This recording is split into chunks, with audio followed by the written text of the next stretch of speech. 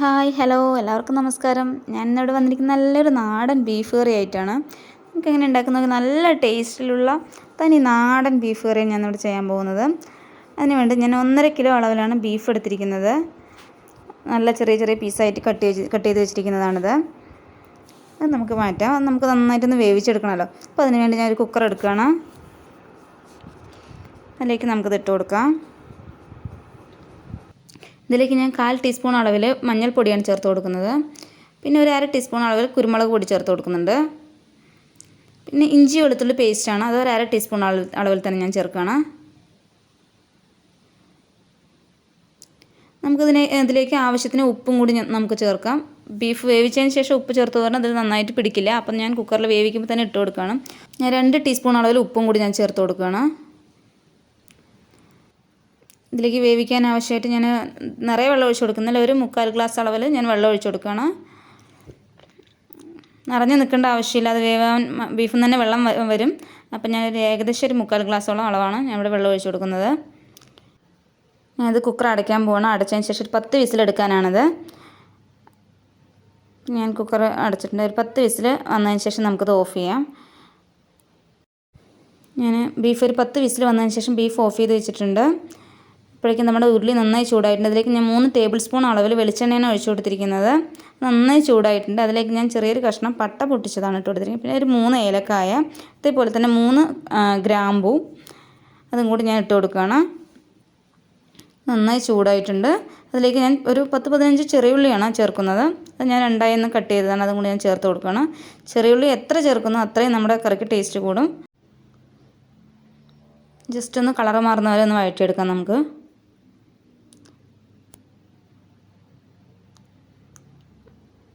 കളറൊന്ന് just change ആയി തുടങ്ങിയിട്ടുണ്ട്. അപ്പോഴേക്കും ഞാൻ ഇതിലേക്ക് ഒരു 3 സവോളയാണ് കട്ട് ചെയ്ത് വെച്ചിരിക്കുന്നത്. നമുക്കതും കൂടി ഇതിലേക്ക് ചേർത്ത് കൊടുക്കാം.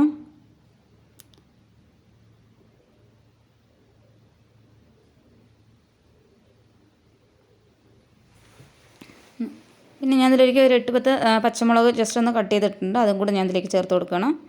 ഒരു 2 തണ്ട് കറിവേപ്പിലയും കൂടി ഞാൻ ഇതിലേക്ക് ചേർക്കുകയാണ്. അതിനുശേഷം നമുക്ക് നന്നായിട്ടൊന്ന് വഴറ്റിയെടുക്കാം. നമുക്കിത് പെട്ടെന്ന് ആവുന്നതിന് വേണ്ടി ഞാൻ ഒരു ടീസ്പൂൺ അളവിൽ ഉപ്പും കൂടി ഞാൻ ചേർത്ത് കൊടുക്കുകയാണ്.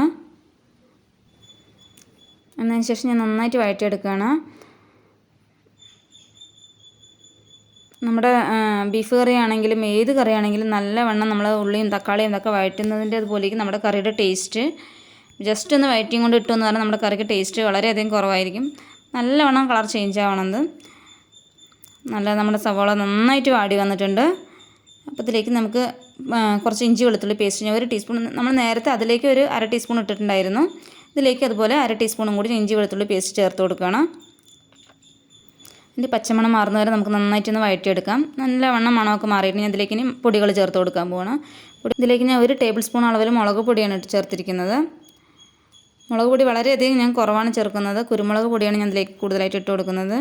ഇതിലേക്ക് ഞാൻ 2-2.5 ടേബിൾ സ്പൂൺ അളവിൽ മല്ലിപ്പൊടിയാണ് ഞാൻ ചേർക്കുന്നത്.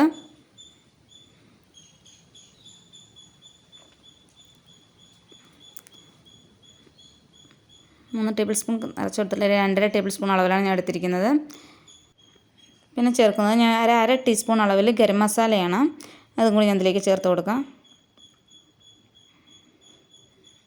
എന്നതിന് ശേഷം നമുക്ക് നന്നായിട്ടൊന്ന് വഴറ്റിയെടുക്കാം. മഞ്ഞൾപ്പൊടി ചേർത്തിട്ടുണ്ടായിരുന്നു, എനിക്കിത് കാണിക്കാൻ ഇതിലേക്ക് വിട്ടുപോയതാണ്. അതൊരു 1/2 ടീസ്പൂൺ ഞാൻ ചേർത്തിട്ടുണ്ടായിരുന്നു. പിന്നെ ഒരു 1/2 ടീസ്പൂൺ അളവിൽ കുരുമുളക് പൊടിയും കൂടി ഞാൻ ചേർക്കുകയാണ്. എന്നതിന് ശേഷം ഞാൻ നന്നായിട്ടൊന്ന് വഴറ്റിയെടുക്കാം. അത് ഞാൻ നന്നായി ഫ്ലെയിം കുറച്ച് വെച്ചിട്ടാണ്, ഉരുളി നല്ലവണ്ണം ചൂടായി കിടക്കുന്നതാണ്. അപ്പോൾ നമ്മുടെ പൊടി വേഗം കരിയും. അപ്പോൾ ഞാൻ നന്നായി ഫ്ലെയിം കുറച്ച് വെച്ചിട്ടാണ് ഒന്ന് വഴറ്റിയെടുക്കുന്നത്. നമ്മുടെ ബീഫൊക്കെ നല്ലവണ്ണം വെന്ത് കിടക്കുന്നുണ്ട്. ഇതിലേക്ക് ഞാനൊരു 1/4 ടീസ്പൂൺ അളവിൽ പെരിഞ്ജീരകം പൊടിച്ചതാണ്, അതും കൂടി ഞാൻ ഇതിലേക്ക് ചേർത്ത് കൊടുക്കുകയാണ്. അതിന് ശേഷം നമുക്ക് ഒന്നുകൂടി നന്നായിട്ട് വഴറ്റിയെടുക്കാം.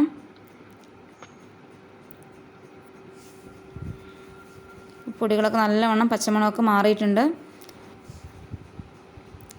ഇതിലേക്ക് ഞാനൊരു മീഡിയം ടൈപ്പിലൊരു തക്കാളിയാണ്, അത് ഞാൻ ചെറുതായി കട്ട് ചെയ്ത് അതും കൂടി ഞാൻ ഇതിലേക്ക് ഇട്ട് കൊടുക്കുകയാണ്. പിന്നെ ഇതിലേക്ക് ഇട്ട് കൊടുക്കുന്നത് തേങ്ങ ഞാൻ ജസ്റ്റ് ചെറുതായിട്ടൊന്ന് കട്ട് ചെയ്ത് വെച്ചിട്ടുണ്ട്, അതും കൂടി ഞാൻ ഒരു പിടിയാണ് ചേർക്കുന്നത്. അതും കൂടി ചേർത്ത് നമുക്ക് നന്നായിട്ട് വഴറ്റിയെടുക്കാം. ഒരു ചെറിയൊരു മൂടി തേങ്ങയുടെ അതാണ് ഫുള്ളായി ഞാൻ എടുത്തിരിക്കുകയാണ്. അതിനുശേഷം ഞാൻ നന്നായിട്ട് വഴറ്റിയെടുക്കണം. ഒരുവിധം നന്നായി വഴറ്റി വന്നിട്ടുണ്ട്. അപ്പോൾ ഞാൻ ഇതിലേക്ക് നമ്മുടെ ബീഫ് ഞാൻ ഇതിലേക്ക് ചേർത്ത് കൊടുക്കുകയാണ്.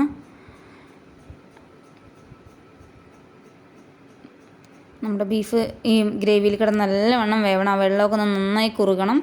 അതുവരെ നമുക്ക് നന്നായിട്ടൊന്ന് വേവിച്ചെടുക്കാം.